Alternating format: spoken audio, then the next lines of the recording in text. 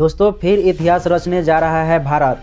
24 दिसंबर को इसरो लॉन्च करने जा रहा है अपने सबसे ताकतवर रॉकेट LVM-3, जिसे प्यार से लोग बाहुबली रॉकेट कहते हैं।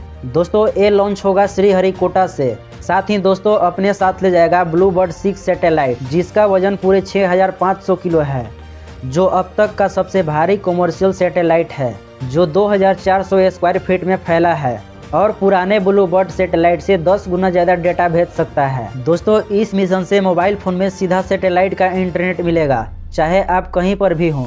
दोस्तों वाकई में ये सिर्फ लॉन्च नहीं, बल्कि दुनिया को भारत की टक्कर दिखाने वाली मिशन है। दोस्तों आप क्या सोचते हैं कमेंट में बताइए और वीडियो सबके साथ शेयर करें।